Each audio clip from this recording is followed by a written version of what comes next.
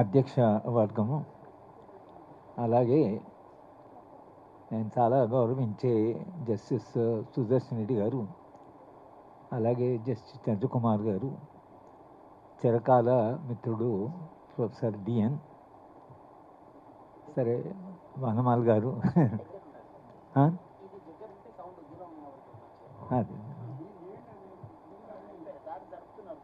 అదే మిత్రులారా,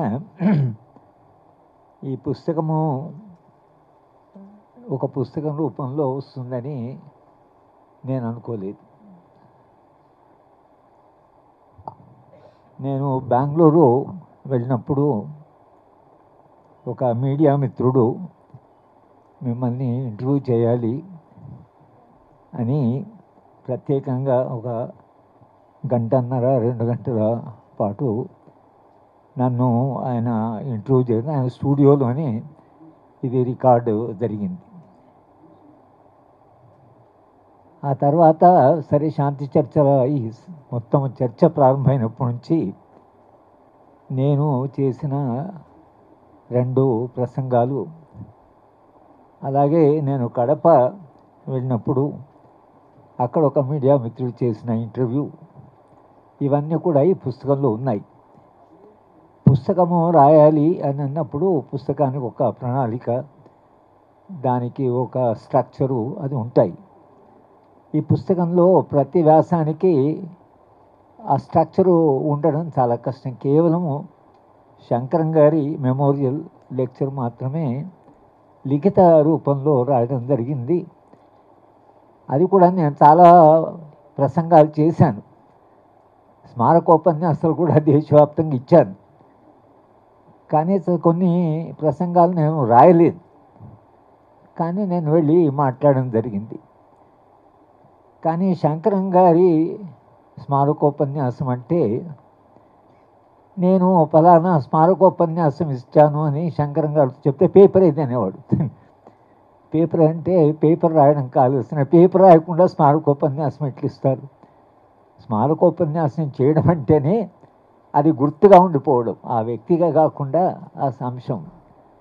మీరు రాయకుండా ఎట్లా స్మారకోపన్యాసం ఇస్తారని ఆయన ఒకసారి నాకు చాలా అభ్యంతరం చెప్పాడు.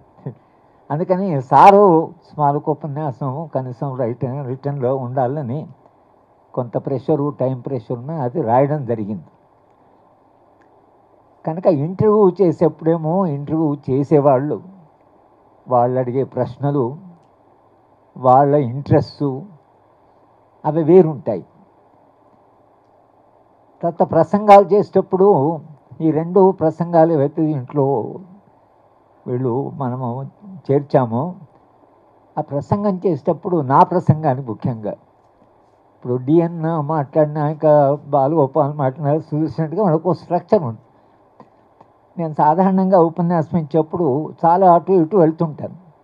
కొన్ని యానెక్డోట్ చెప్పడము, కొంత స్పైస్ యాడ్ చేయడం, ఇవన్నీ ఉంటాయి పార్ట్ ఆఫ్ ది లెక్చర్. నాకు తెలుసు ఆ లిమిటేషన్స్ ఏంటో. కానీ ఒకసారి బాలగోపాల్తో అంటే మీరు ఇట్లా మాట్లాడుతున్నాం అట్లే మాట్లాడండి, దాన్ని ఏం మార్చుకోవాల్సిన అవసరం లేదు, ప్రజలకు మనం చెప్పే అంశాలు రీచ్ అయిన దాకా మీరు అవన్నీ బాధలు కావద్దు అన్నాడు. కనుక దాంట్లో ఆ 2 మీరు వ్యాసాలు చదివితే, అంటే ప్రసంగ వ్యాసాలు, అవి కొంచెము దాంట్లో ఇబ్బంది ఉంది, రిపిటేషన్ కాస్త ఉంది.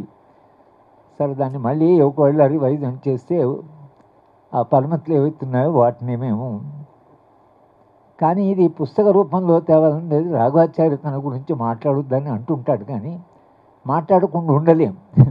ఎందుకంటే ఈ ఐడియా ఆయనది.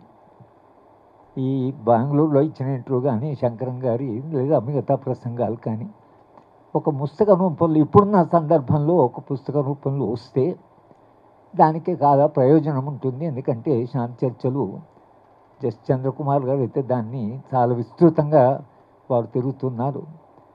కనుక ఒక పుస్తకం కూడా ఉంటే సమాజంలో ఒక చర్చకు అది కూడా ఒక బేస్. దాంట్లో కొందరు భేదించవచ్చు, కొందరు అంగీకరించవచ్చు, పుస్తకం బాగాలేదనొచ్చు, పుస్తకం కానీ పుస్తకంలో ఉండే అంశం ఏదైతుందో, శాంతి చర్చలు అనే అంశం ఏదైతుందో అది ఇప్పుడు సమాజంలో చాలా అవసరం. దానికి ఎందుకు అవసరమో 3 వక్తలు ప్రధాన వక్తలు ముగ్గురు దాని గురించి చెప్పారు. ఎందుకంటే సుదర్శన్ రెడ్డి గారు ఒకళ్ళ పుస్తకం గురించి డైరెక్ట్గా మాట్లాడుకున్నా ఆయన పుస్తకాన్ని ఉండేటువంటి ఎసెన్స్ ఏదైతుందో శాంతి చర్చలు అంటే ఏముండాలి అజెండా, సారు దాని గురించి చాలా వివరంగా చెప్పారు. ఎట్లా శాంతి చర్చలు ఇప్పుడు జరగాలంటే ఏ కన్సర్న్స్ ఉండాలి, రేపు నిజంగానే మా వయసులో శాంతి చర్చలకు వస్తే ఏ ప్రశ్నలు రేజ్ చేయాలి, విశాల సమాజాన్ని గురించి, సామాజిక సంబంధాల గురించి, కూలిపోతున్న ప్రజాస్వామ్యం గురించి, వీటి గురించి ఇవన్నీ అజెండాలో ఉంటాయా ఉండవా అంటే సార్ ఒక రకంగా కేవలం ఏదో మీ ఉద్యమం మీద జరుగుతున్న నిర్బంధము లేదా రాజ్యము వీళ్ళ ఆయుధాన్ని గురించి చర్చ అక్కడే ఉంటుందా, లేక చర్చ భారతదేశ భవిష్యత్తు మీద, ఈ సమాజ భవిష్యత్తు మీద, విశాల సమాజానికి ఉండేటువంటి ఇవాళ వాళ్ళు ఎదుర్కొంటున్న సమస్యల మీద ఒక ఆల్టర్నేటివ్ వ్యూ పాయింట్, ఈ సమాజం ఎప్పుడు పోతున్న డైరెక్షన్ మీరు ఎక్కడ పోవాల్సిన అవసరం లేదు. సార్ అయితే చంద్రకుమార్ గారు కూడా చెప్పారు, సుదర్శన్ రెడ్డి గారు రాజ్యాంగం మీద లెక్చర్ ఇచ్చినప్పుడు తాను ఆ లెక్చర్ని అటెండ్ చేశాను. కనుక మీరు ఇప్పుడు ఈ రాజ్యాంగంలో ఉండేటువంటి ఆదేశిక సూత్రాలు వాటిని ప్రాతిపదికగా పెట్టుకొని కూడా మనం మాట్లాడచ్చు. ఒకటేమో మీకు ఫండమెంటల్ రైట్లో స్వేచ్ఛ ఉంది, దాంట్లో చాలా మనకు వ్యక్తిగా మన పౌరుడిగా మనకు కొన్ని హక్కులు ఉన్నాయి. రెండవది మీకు రాజ్యాంగ ఆదేశిక సూత్రాల్లో న్యాయం ఉంది, ఎలాంటి సమాజం కావాలి, ఎలాంటి సమాజం కావాలి అనేటువంటి ఒక చోటు ఉంది. ఆ సమాజం సాధించడానికి మనుషులకు స్వేచ్ఛ కూడా ఉంది. నా దృష్టిలో fundamental rights are given for people to fight for the justice, న్యాయం కొరకు పోరాటం కొరకు మనకు స్వేచ్ఛనిచ్చారు. ఆ స్వేచ్ఛ హక్కులన్నీ కూడా దాని కొరకే చాలా వరకు, అంటే ఫ్రీడమ్ ఫర్ జస్టిస్, ఫ్రీడమ్ ఏమో పార్ట్ 3, జస్టిస్ ఏమో పార్ట్ 4లో స్పష్టంగా రాజ్యాంగం రాజు ఎటువైపు పోవాలి ఈ సమాజం. అంటే బాబాసాహెబ్ అంబేద్కర్ ఒక మాట చెప్పాడు, జస్టిస్ చంద్రకుమార్ గారు దాని గురించి సార్ అయితే అంబేద్కర్ గారి కాంట్రిబ్యూషన్ గురించి చెప్పాడు. అంబేద్కర్ ఏమన్నాడంటే అసలు ఈ ఆదేశిక సూత్రాల యొక్క ప్రాయోజికత రైట్ వింగ్ పాలిటిక్స్ ఈ దేశంలో రియాక్షనరీ పాలిటిక్స్ అధికారంలోకి వచ్చినప్పుడు దీని ప్రాధాన్యత ఏంటో మీకు అర్థమైతే చెప్పాను. It's a very prophetic. ఈ దేశంలో ఎలాంటి ఫోర్సెస్ వచ్చే ప్రమాదం ఉంది, ఆ ప్రమాదం వచ్చినప్పుడు రాజ్యాంగము ప్రజల చేతిలో ఆయుధం ఎట్లవుతుంది. కనుక వాళ్ళ రాజ్యాంగంలో మేమందరం రాజ్యాంగాన్ని గురించి క్లాస్ రూమ్లో చెప్పినట్లు వైరుధ్యాల గురించి చెప్పాను, రైట్ టు ప్రాపర్టీ చెప్పినప్పుడు జస్టిస్ ఎట్లా ఇవన్నీ చెప్పేవాళ్ళం. కానీ వాళ్ళు అలా కాకుండా రాజ్యాంగము మన చేతిలో ఒక రకమైనటువంటి ఆయుధంగా అది తీసుకొని ప్రజలకు ఇది మనము స్వాతంత్రోద్యమంలో ఆకాంక్షని ఇక్కడ రాజ్యాంగంలో రాశారు. రెండవది డాక్టర్ అంబేద్కర్ చేసిన ఇంకొక ప్రధానమైన ప్రతిపాదన ప్రజాస్వామ్యాన్ని నిర్వచిస్తూ ఆయన ఏమంటే సమాజంలో రాజకీయ ఆర్థిక సామాజిక రంగంలో రక్తపాతం లేకుండా విప్లవాత్మకమైన మార్పులు తేవాలి. ఇవాళ జరుగుతున్నది రక్తపాతం. ఈ రక్తపాతం లేకుండా ఉండాలంటే అంబేద్కర్ చెప్పిందంటే మీరు ప్రజాస్వామ్యాన్ని ఒకవేళ సామాజిక సమానత్వానికి, సౌభ్రాతృత్వానికి, సామాజిక సంపద పంచడానికి, ఒక న్యాయమైన సమాజం సాధించడానికి మీరు రక్తపాతం లేకుండా వాటిని సాధించాలి. అప్పుడే డెమోక్రసీ నిలుస్తుంది. ఇవాళ అదే ప్రమాదం. అందరూ మాట్లాడిన వాళ్ళు కూడా ఇవాళ ప్రజాస్వామ్యానికి ప్రమాదం ఉందని. ప్రజాస్వామ్యానికి దేని కొరకు ప్రమాదం వచ్చింది, ప్రజాస్వామ్యం వాళ్ళు ఎందుకు ఇంత ప్రమాదంలో పడింది అనేటువంటి ప్రశ్న మనం అడిగితే అంబేద్కర్ చెప్పాడు ప్రజాస్వామ్యం సాధించాలి, సాధించకపోతే సమాజం ఏ రకంగా సాధించుకుంటుందో అది సమాజం ఏ దిశగా పోతుందో తెలియదు మనకు. కనుక ప్రజాస్వామ్య సమాజం యొక్క ప్రధాన లక్ష్యం ఒక న్యాయమైన, ఒక శాంతియుతమైన సమాజ స్థాపన. ఇది చేయకపోతే డెమోక్రసీ నిలవదు. అది డెమోక్రసీ ప్రజలు ఈ డెమోక్రసీని అది ఆయన స్పష్టంగానే చెప్పాడు. ఒకవేళ మీరు ఇది నిర్మించే దాంట్లో వైఫల్యం అవుతే ప్రజలే రాజ్యాంగాన్ని బద్దలు, ఇది ప్రజలే రాజ్యాంగాన్ని బద్దలు కొడతామనే బదులు వాళ్ళ పాలకులే రాజ్యాంగాన్ని బద్దలు కొడుతుంది. ఇదే తేడా. ప్రజలు రాజ్యాంగాన్ని విమర్శించి ఈ రాజ్యాంగం ద్వారా ఏం సాధంగా మాకు ఇంకో రాజ్యాంగాన్ని ఆడడం లేదు. ప్రజలు రాజ్యాంగాన్ని కాపాడిన మాకు రాజ్యాంగంలో ఉన్న హక్కులు మాకు ఇవ్వండి వాళ్ళు అంటుంటే, ఇవాళ పాలకులేమో రాజ్యాంగం దాని మనకు అడ్డం వస్తున్నది అంటూ వాళ్ళు అనుకుంటున్నారు. కాంటెక్స్ట్ చాలా మారిపోయింది. దిశ, సమాజం దిశ. స్వాతంత్రం వచ్చింది కాబట్టి అప్పుడే రాజ్యాంగం రాస్తున్నారు కాబట్టి అప్పుడు నుండే ఒక ఆదర్శం ఉంది, ఒక కొత్త సమాజం యొక్క భావనగా అనేది బలంగా ఉంది. కానీ ఆ బలంగా ఉండేటంటే అప్పటి ఆకాంక్షకు 75 ఏళ్ల తర్వాత అంతా మర్చిపోయారు. స్వాతంత్రోద్యమం, స్వాతంత్ర ఆకాంక్షలు నిజానికి 1928లో జవహర్లాల్ నెహ్రూ తండ్రి మోతీలాల్ నెహ్రూ ఆయన ఈ హ్యూమన్ రైట్స్, ఈ ఫండమెంటల్ రైట్స్ చాప్టర్ పెట్టినప్పుడు నెహ్రూ గారు అన్నాడు సోషలిజం అని యాడ్ చేయండి అని. సోషలిజం అంటే సోషలిజం రాజ్యాంగాలు సోషలిజం ఎందుకు రాయాలి అని మోతీలాల్ అంటే నెహ్రూ అంటే నీ క్యాపిటలిజం కావాలన్నా తండ్రితో వాడినా నువ్వు సోషలిజం రాకపోతే అది క్యాపిటలిజం వస్తుందని. అంటే ఈ భావనలన్నీ ఉన్నాయి. 1948 సెప్టెంబర్లో జవహర్లాల్ నెహ్రూ జయప్రకాష్ నారాయణకు ఒక ఉత్తరం రాస్తూ ఈ దేశంలో ఈ మతతత్వ శక్తులు రియాక్షన్ చాలా బలంగా ఉన్నాయి. నెహ్రూ గారు రాసిన లేఖలు చాలా బలంగా ఉన్నాయి. సోషలిస్టు అందరూ మనం కలవకపోతే ఈ దేశంలో ఫ్యాసిజం వచ్చే ప్రమాదం. ఇది 1948 నెహ్రూ గారు రాసిన ఉత్తరంలో ఆయన ఈ దేశంలో ఫ్యాసిజం వచ్చే ప్రమాదం. ఇవన్నీ ఈ భయాలన్నీ ఉన్నాయి, ఎప్పటి నుంచి ఉన్నాయి. మన జనరేషన్కి వచ్చే వరకు ఏమైపోయిందంటే మనం అంతే ఇక్కడ కూర్చున్న వాళ్ళ జనరేషన్కి వచ్చే వరకు ఆ భయాలు నిజమయ్యాయి. ఆ భయాలే వాళ్ళ సమాజాన్ని భయపడుతున్నాయి. ప్రజలు భయంలో ఉన్నారు. పుస్తకం రాస్తే ఏమంటారో ఏం చేస్తారో ఇదని ఏమైతే ఈ భయం అనేది ఉంది. సమాజంలో ఒక భయం ఉంది. పుస్తకం చదివితే ఏమవుతుందో అనే భయం కూడా ఉంది. ఈ భయం లేని సమాజం ఎప్పుడైనా మానవ సమాజం, భయం లేని సమాజం, కాస్త శాంతిగా నివసించే సమాజం, ఏం జరుగుతుందో అనే భయం లేకుండా మనం నిర్భయంగా మాట్లాడే ఒక సమాజం. అందరూ నిర్భయంగా మాట్లాడకపోవచ్చు. నిర్భయంగా అందరూ మా అమర్త్య సేన్ అదే అంటాడు, ప్రజాస్వామ్యంలో జీవిస్తున్నాం అనే సైకలాజికల్ ఫీలింగే చాలా ఇంపార్టెంట్ అండి. మీరు ప్రజాస్వామ్యం ఉపయోగించకపోవచ్చు కానీ ప్రజాస్వామ్య సమాజంలో జీవిస్తున్నామని. నేను 1993లో యునైటెడ్ నేషన్స్ కాన్ఫరెన్స్ అటెండ్ చేయడానికి నేను కన్నబ్రహ్మణ్ గారు వెళితే మమ్మల్ని అందరూ కొంత ఇళ్లలో పెట్టారు. గౌతమాల, తర్వాత ఆఫ్రికా దేశాలు అందరూ భయంలో ఉన్నారు. అప్పటికే చాలామంది వాళ్ళ దేశాల్లో భయంగా ఉన్నారు. నేను మాట్లాడుతూ మన డెమోక్రసీ గురించి మాట్లాడుతూ 1993 లేదు మా దేశంలో still we enjoy some democracy అంటే మీరు ప్రైమ్ మినిస్టర్కి వ్యతిరేకంగా రాయొచ్చునా అని అడిగాడు గౌతమాల. అంటే రాయొచ్చు అన్న. రాయొచ్చా? అవునులేండి, బయటకు వచ్చినప్పుడు కొన్ని అబద్ధాలు చెప్పాల్సి వస్తుంది తమ దేశం గురించి అన్న. అప్పటికి మనం చాలా రాస్తున్నాం కానీ వాళ్ళ దేశాల్లో ఉండే పరిస్థితి వలన మా దేశంలో మేము రాయొచ్చు, మాకు రాసే ఫ్రీడమ్ ఉందంటే ఆ గౌతమాల ఆయన అన్నది ఏంటంటే బయటకు వచ్చినప్పుడు కొన్ని అబద్ధాలు మన దేశాన్ని గురించి కానీ మీ దేశంలో ప్రైమ్ మినిస్టర్ విమర్శించే ఫ్రీడమ్ మీకు ఉందని నేను అనుకోవడం లేదని. They didn't believe that India has a democracy. అంటే వాళ్ళ దేశ పరిస్థితిని బట్టి వాళ్ళు అనుకుంటున్నారు ఇంకా కొన్ని డెమోక్రటిక్ కంట్రీస్ ఉన్నాయి. బహుశా ఇవాళ యునైటెడ్ నేషన్ కాన్ఫరెన్స్ పెడితే నేను అదే విశ్వాసంతో మాట్లాడలేను. మా దేశంలో స్వేచ్ఛ ఉంది అని ఏదైనా రాయొచ్చు, నేను ఒక ప్రొఫెసర్గా ఏదైనా చెప్పొచ్చు క్లాస్ రూమ్ అని చెప్పే పరిస్థితి లేదు. కాంటెక్స్ట్ ఎంత మారిపోయింది.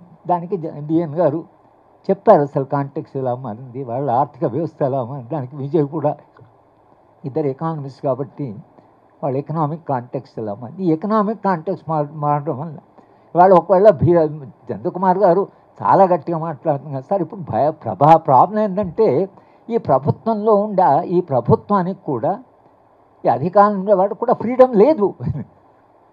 వాళ్ళు ఫ్రీగా అసలు వాళ్ళు మాట్లాడలేరు. ఈ కార్పొరేట్ సెక్టర్ ఏవైతే మొత్తం మీడియాని క్యాప్చర్ చేసి రేపు పొద్దున్న నుంచి మీరు మీడియాను within no time they can destroy the image of these people. పొద్దున్న మొదలు పెట్టారనుకోండి, ఒక వారం రోజులు 15 రోజులు ప్రచారం చేస్తానికి ఇప్పుడు అధికారం ఉన్నవాళ్ళు అందరి దేశ అభిప్రాయాలన్నీ మారిపోతాయి, అందరికీ ధైర్యం వస్తుంది. కనుక అసలు మీడియా చాలా భయంలో ఉంది. మీడియా చాలా భయంలో ఉంది. దాంట్లో ఉన్నారు ఇండిపెండెంట్ జర్నలిస్ట్, ఇక్కడ కూర్చున్న వాళ్ళు కొందరు దే ఎంజాయ్ దట్ ఫ్రీడమ్. కానీ వాళ్ళ జర్నలిస్టు ఏదన్నా రాయాలన్నా ఏదైనా చేయాలన్నా రాజదీప్ సర్దేశాయి లాంటి వాళ్ళు తర్వాత వాళ్ళందరూ బయటకు వచ్చేసారు. కొందరైతే పడలేక దాన్ని మిమిడలేక బయటకు వచ్చారు. కనుక ఈ భయానకమైన వాతావరణంలో శాంతి చర్చలు అనేవి ఏదైతుందో ఒక ప్రధాన అంశంగా, అందుకని సారు సుదర్శన్ రెడ్డి సార్ అది చెప్పారు, శాంతి చర్చల్లో ఏం ఎజెండా ఉండాలి. ఈ పుస్తకంలో కూడా నా ప్రయత్నం ఏంటంటే, ఇది ఒకవేళ సమాజంలోకి చర్చకు వెళితే ప్రజాస్వామ్యం ఎలా కూలిపోతుంది అనేటువంటి అది ఒక భయానక, ఇండియన్ గారు చెప్పారు, ఒక భయానకమైన వాతావరణంలో 2004లో చర్చలు జరిగాయి. భయం ఉంది అప్పటికి, ఇప్పటికీ ఇంకా కొంత భయం ఉంది. అప్పటి భయం, ఆ భయానక వాతావరణంలో శాంతి చర్చలు అనేవి ఒక రిలీఫ్ లాగా వచ్చింది సమాజానికి. ప్రజల దగ్గర వెళ్ళడము, వాళ్ళతో మాట్లాడడము, శంకరం గారు ఉన్నారు, కన్నభరణ్ గారు ఉన్నారు, జయశంకర్ ఉన్నాడు, అందరూ ఇప్పుడు తెలంగాణలో కౌంటే వాళ్ళందరూ అంటున్నారు. అందరిని చూసి వాళ్ళకో ధైర్యం. శంకరం గారు తన విజిటింగ్ కార్డు ఇచ్చేవాడు, మీ దగ్గర కన్నా వస్తే చూపించండి. సార్కు ఒక విశ్వాసం ఏంటంటే తన మీద చాలా మంది కొంత చూసి ఓ సార్ గుడికి వచ్చిపోయారా అని అనుకుంటారని ఏదో మొత్తం మీద ఆయన ఒక కార్డు అయితే ఇచ్చేవాడు. ఈ మొత్తం ప్రయత్నంలో ఆ రోజుల్లో ఈ 15 మంది ఎవరైతే పనిచేశారో అందరూ కూడా తెలంగాణ ఎక్కడో పోతున్నది, ఇది ఆంధ్ర రాష్ట్రం సంగతి, తెలంగాణ కూడా ఎక్కడో పోతుందని అనుకున్న వాళ్ళు అందరూ కలిసి శంకరం గారి ఆధ్వర్యంలో ఒక ప్రయత్నం చేశారు. ఆ ప్రయత్నం మొత్తంగా నేను అంతా వివరించకపోవచ్చు, కానీ డిఎన్ గారి వాళ్ళు యాడ్ చేశారు మొత్తంగా అప్పటి కాంటెక్స్ట్ ఏమిటనేది. దాన్ని మనం ఈ పుస్తకంలో ఆ ప్రసంగోపన్యాసం చేసడానికి ప్రధాన కారణం, ఒక 20 ఏళ్ల క్రితం ఈ ప్రయత్నం జరిగింది. నేను దాంట్లో రాసినట్టుగానే ప్రయత్నము సఫలమైందా విఫలమైందా, ఎవరి చంద్రకుమార్ గారు కానీ ఈ పీస్ డైలాగ్ కమిటీ కానీ చేస్తున్న ప్రయత్నము సఫలం కావచ్చు, విఫలం కూడా కావచ్చు. కానీ ఒక తరం, ఒక సమాజం సంక్షోభంలో ఉన్నప్పుడు ఏమీ స్పందించకుండా మాకు ఇటువంటి సమాజం ఇస్తానే ఫ్యూచర్ జనరేషన్ అనుకుంటాయి. లేదు, మాట్లాడే వాళ్ళు ఉన్నారు, అప్పుడు కూడా మాట్లాడారు. ఒక జస్టిస్ సుదర్శన్ రెడ్డి గారు లాంటి వాళ్ళు సుప్రీంకోర్టు జడ్జి ప్రజల తరఫున మాట్లాడారు అనేటువంటి ఒక అనుభవాన్ని భవిష్యత్ తరాలకి ఇవ్వాల్సిన అవసరం కూడా ఉంటుంది ప్రతి తరానికి. దాని కొరకైనా శాంతి చర్చలు జరగాలని, ఎందుకు జరగాలి అనేటువంటిది ఏదైతే పుస్తకంలో ఒక కన్సర్న్గా ఉంది, ఒక రన్నింగ్ థీమ్గా ఆ శాంతి చర్చల గురించి ఉంది. ఇవాళ పుస్తకం ఆవిష్కరిస్తున్న సందర్భంలో ఏ కన్సర్న్స్ అవుతున్నాయో, చర్చలు అంటే ఏమిటి నిజానికి సార్, అసలు ఆ రోజు చర్చలకు వచ్చినప్పుడు ప్రభుత్వానికి మావోయిస్ట్కి లేదా జరిగిన చర్చల కంటే కూడా బయట చాలా చర్చ జరిగింది. ఎన్నో సంఘాలు కలిసాయి, సమయం లేదు వాళ్ళకు, 9-10 గంటల దాకా బయట ఉద్యమకారుల మీద వచ్చి అంతకాలంగా భయపడితే అబ్బో వాళ్ళ పేరు చెప్తే భయపడే అటువంటి సందర్భంలో ఒక పెద్ద క్యూ వాళ్ళని కలవడానికి రావడం, చిన్న చిన్న సమస్యల దగ్గర నుంచి పెద్ద సమస్యల దాకా దళితులు కలిశారు, ఆదివాసులు కలిశారు, మహిళలు కలిశారు, భిన్నమైన సామాజిక సమూహాలు కలిశారు. సమాజంలో ఒక పెద్ద చర్చ జరిగింది. వాళ్ళు లేకపోతే సమస్య పరిష్కారం అవుతుందనే ఒక విశ్వాసం వాళ్ళ మీద వాళ్ళకి. అందుకనే నేను వాళ్ళు వెళ్ళేప్పుడు అడిగాను, మీరు ఏంటి మీ అనుభవం అంటే, చాలా బరువు మా మీద పడింది అన్నారు.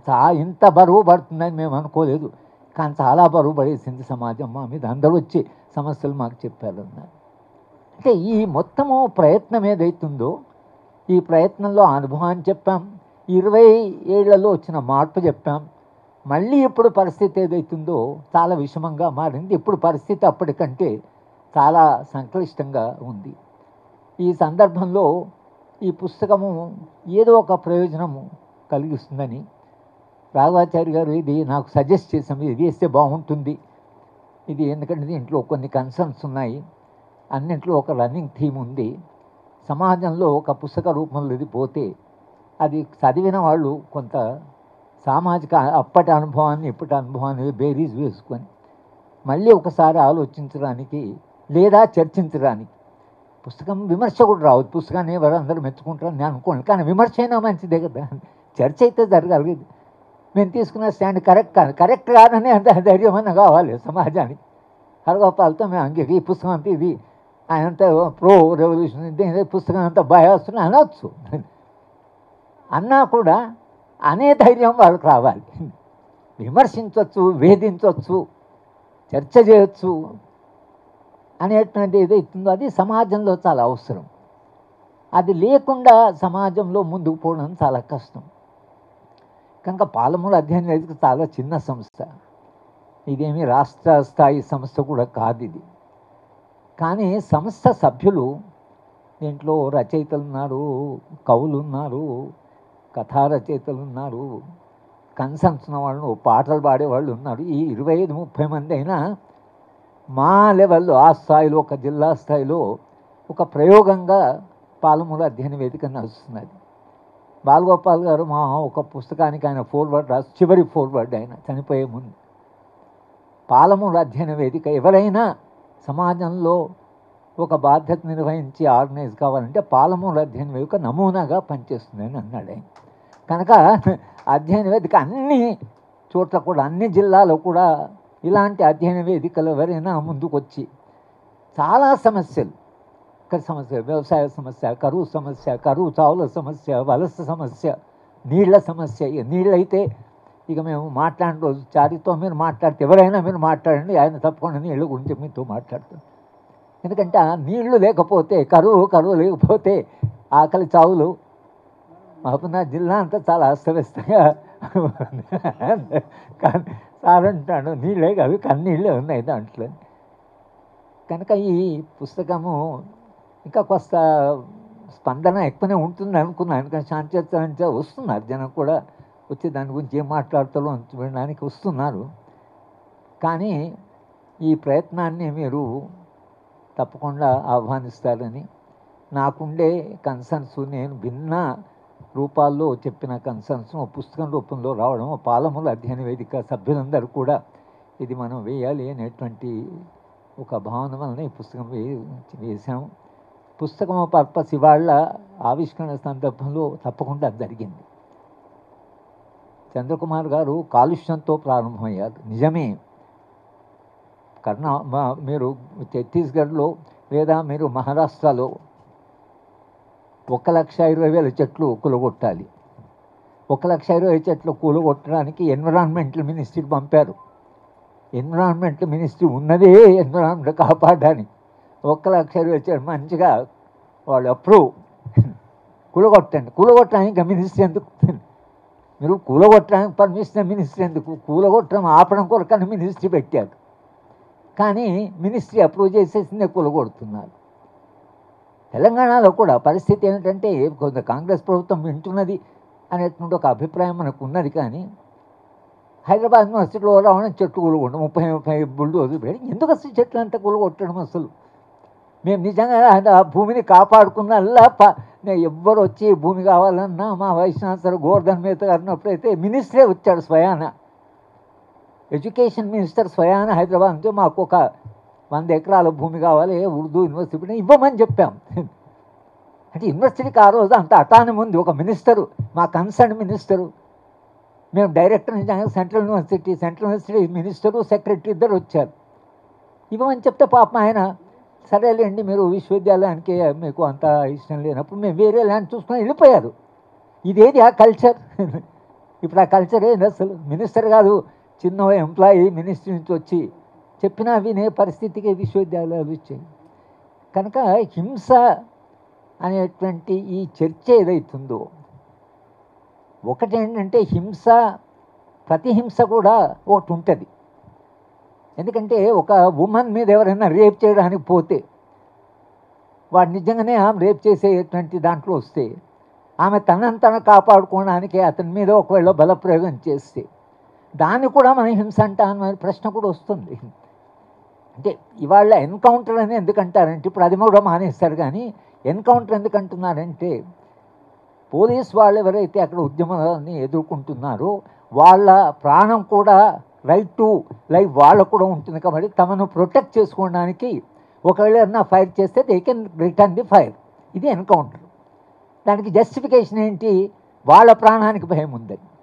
నేను ఒకసారి డీజీపీ గారిని కలుస్తాను అంటే, సార్ మీరు ప్రాణభయము ఉంటే అంటున్నా, వాళ్ళు ఫైరు మీరు ఫైర్, అది బాగానే ఉంది, కానీ మీరు ఆయుధాలు లేని వాడిని కూడా చంపుతున్నారు కదా అంటే ఆయన అన్నాడు, హరగోపాల్ గారు మీరు నా మీద దాడి చేయాలని మీకు అనిపిస్తుందని నాకు అనిపిస్తే నేను యాక్షన్ చేయొచ్చు. నేను అనుకుంటా మీకెడ తెలుస్తా అంటే నాకు అనిపిస్తే చాలు. అది ఎవిడెన్స్ ఎట్లా ఇస్తాడు? నేను అప్పుడు దూరం ఉన్నాడు కూడా నాకు కొంచెం స్నేహంగా ఉండేవాడు, ఆయన చేసి పని చేసేవాడు. నేను అది ఆర్గ్యూ చేయకపోతే ఆయన ఇది చెప్పాడు, మీకు అనిపిస్తుందని నాకు అనిపిస్తే ఇది మరి మీరు ఎవిడెన్స్ అని చెప్తారు సార్ అన్నాను. నాకు భయం వేస్తుంది, ఆయన చేస్తారు యాక్షన్ తీసుకోండి. అక్కడి దాకా పోయింది అది. కనుక ఇవాళ హింస అనేది ఏదైతుందో, ఆ హింస అనేది ఏదైతుందో, ఎన్నడైనా హింస మానవ సమాజ నాగరికతకు వ్యతిరేకం. హింస ఎప్పుడైనా అది వ్యతిరేకం. కానీ ఒకవేళ మనిషిని చంపడానికి ఓ మర్డరర్ వచ్చి ఆ మర్డరర్ పూర్తిగా మన వాడు పొడవడానికి వచ్చినప్పుడు వీడు దానికి రియాక్ట్ అయితే అప్పుడు ఆ రియాక్షన్ను మనం ఏమంటామనే ప్రశ్న ఒకటి థియరిటికల్గా, ఫిలసాఫికల్గా, ఐడియాలజికల్గా ఈ ప్రశ్న నిరంతరంగా సమాజంలో ఉంది. గతంలో పివి నరసింహారావు గారు సార్ కాకతీయ యూనివర్సిటీకి వచ్చినప్పుడు ఆయన కాకతీయ యూనివర్సిటీకి కాన్వకేషన్ అడ్రస్ ఇస్తూ ఆయన ఏమందంటే, గతంలో జరిగిన పోరాటాలన్నీ, గతంలో చేసిన త్యాగాలన్నీ చాలా గొప్పవి, ఇప్పుడు వరంగల్లో ఉండే డిసెంటు అది నెగిటివ్ అన్నాడు. ఇప్పుడు వరంగల్లో ఉన్న డిసెంటు ఇది నెగిటివ్, కానీ గత కాలంలో ఉన్న డిసెంట్ అంతా పాజిటివ్. నాకు ఆయనకు మాట్లాడడానికి నాకు అవకాశం దొరకలేదు, కానీ అంతకుముందు ఒకసారి గంటన్నర నాతో కలిపాడు, కానీ ఇది అవకాశం రాలేదు. కానీ మరి గతంలో జరిగిన బిర్సా ముండా అని వాళ్ళు మీరు ఎందుకు స్టాచ్యూస్ పెట్టారు? ఆయన హింసనే కదా ఉపయోగించింది. ఆ హింసను మనం ఎందుకు అట్లా ఓ స్టాచ్యూ పెట్టి ఆయన గుర్తుపెట్టుకోవాలి? నేను బిర్సా ముండా పుస్తకం చదువుతున్నాను. ఇదే ఆయన 23-24 పిల్లోడు, కొంత చదువుకున్నాడు. ఆయన వచ్చి ఆదివాసులకు అంత కొందరు భూస్వాములు వచ్చారు, కొంత రాజ్యం వచ్చింది. ఆయన ఆదివాసుల కష్టాలు చూశాడు.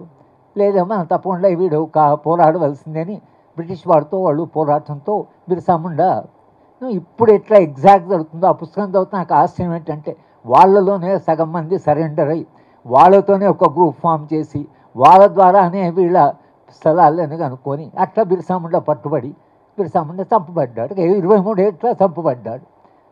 బిర్సా ముండా చేసిన హింసనా కాదా?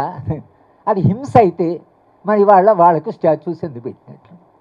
ఈ ప్రశ్న ఒక నిరంతరంగా చరిత్రలో వస్తుంది. కానీ అట్లనే మనం హింసను అప్రోచ్ చేయడం అనేది, ఎవడైనా ఏదైనా చంపొచ్చు అనేది అది సమాజం కాదు, నాగరికత కాదు. కనుక శాంతి చర్చలు అనేది ఇప్పుడు కూడా మనం చేస్తుంది ఏమిటంటే, శాంతి ఎన్నటికైనా యుద్ధం కంటే చాలా గొప్పది, అది గొప్ప మానవ విలువ. ఆ శాంతి సాధించడానికి ఒకవేళ ఇవాళ యుద్ధంలో ఉన్న వాళ్ళు కూడా వాళ్ళే వచ్చి మేము మాట్లాడతామంటే, చంద్రకుమార్ గారు అంటే వాళ్ళు మాట్లాడతామంటే మీరు మాట్లాడడానికి మీకేం కష్టమైంది? వాళ్ళే వస్తామంటున్నారు కదా, రానివ్వండి, మీరు అడిగే ప్రశ్నలు అడగనివ్వండి, వాళ్ళు చెప్పే సమాధానాలు వచ్చి సమాజం వింటుంది కదా, సమాజం కూడా చర్చిస్తుంది కదా. సమాజము అలా విస్తృతంగా చర్చించగలిగిన స్థాయికి సమాజం చేరుకుంటే ప్రజాస్వామ్యమైన మానవ విలువైనా రక్షించబడతాయి. పౌర సమాజం యొక్క పాత్ర ఇప్పుడు చరిత్రలో చాలా కీలకమైన దశలో చేరుకుంది. ఇది ఒక ఎట్లా క్రిటికల్ స్టేజ్ అన్నట్లు. ఈ స్టేజ్లో సమాజము మాట్లాడకపోతే భవిష్యత్ తరాలకు జరిగే నష్టం, ఇప్పుడున్న సమాజం జరిగే నష్టం చాలా పెద్దది అనేటువంటి ఒక బ్రాడర్ ఒక హిస్టారికల్ కాంటెక్స్లో మనము శాంతి చర్చ గురించి మాట్లాడుకుంటున్నాము. దానికి ఇవాళ సుదర్శన్ రెడ్డి గారు తన ప్రారంభ ఉపన్యాసంలోనే శాంతి చర్చలు అంటే ఒక విస్తృతమైన ఒక ప్రజా యాంగిల్ నుంచి జరగాలి, కనుక రేపు శాంతి చర్చలు జరిగితే ఈ ఎజెండా ఉంటుందా లేదా అనేటువంటి ఆర్ఆర్ గారు, జస్టిస్ చంద్రకుమార్ గారు కూడా కాలుష్యం నుంచి ప్రారంభించి ఏముంటుంది దాంట్లో, డిఎన్ గారు అయితే ఆర్థిక వ్యవస్థ చెప్పి ఈ వ్యవస్థ ఆ చర్చల్లో ఉంటుందా లేదా. నిజానికి ఇవాళ జరిగిన ఈ మొత్తం సదస్సు ఏదైతుందో, ఏ ఉద్దేశంతో శాంతి చర్చలు అనే చర్చ ప్రారంభమైందో, ఏదైతే నేను నా పుస్తకంలో నాకు తోచిన విధంగా నాకు ఉండే అవగాహన మేరకు నేత రాశాను, ఆ ప్రయోజనం మరింత విస్తృతంగా సమాజంలో చర్చ, సజీవమైన చర్చ జరిగితే ఇప్పటికైనా మనకి ఇంకొక అవకాశం ఉందేమో అనేటువంటి ఒక ఆప్టిమిజంతో ఈ చర్చను తీసుకోవడానికి ప్రయత్నం చేసి పుస్తకాన్ని ఆవిష్కరించిన జస్టిస్ సుదర్శన్ రెడ్డి గారికి, జస్టిస్ చంద్రకుమార్ గారికి, సరే చంద్రకుమార్ గారు ఇప్పుడు నేను ఆర్డర్గా మాట్లాడుతున్నాను, సుదర్శన్ రెడ్డి గారికి కన్సర్న్ ఉంది, ఆయన నిరంతరంగా చర్చిస్తున్నాడు. కలిసిన మిత్రులందరితో చర్చిస్తున్నాడు, ప్రభుత్వంతో ఆయనకి ఏ మేరకు ఆశిస్తుందో వాళ్ళతో చర్చిస్తున్నాడు, ఆయన చర్చలో ఉన్నాడు. నేనంతా ఎవరు పోయినా ఆయన ఎవరో సార్ చెప్పాడు, ఎవరో ఫ్రెండ్ పోయి ఏదైనా చేయాలి సార్ అంటే ఏం చేయమంటాను అడిగాడు. ఏం చేయంటే టాక్ టాక్ టాక్, మాట్లాడు మాట్లాడు మాట్లాడు అని సార్కి ఆయన చెప్పాడు. ఇంకా మాట్లాడడం కూడా ఇవాళ ఒక సజీవమైనటువంటి ఒక ఇదే కదా, మానవ ప్రక్రియలో మనకు మాట్లాడగలుగుతున్నాం కాబట్టి మాట్లాడడం కూడా చాలా అవసరం కనుక వారందరికీ కూడా నేను ధన్యవాదాలు చెప్తూ, నాకు ఈ గౌరవం ఇచ్చిన మీ అందరికీ కూడా నేను ధన్యవాదాలు చెప్తూ సెలవు తీసుకుంటాను.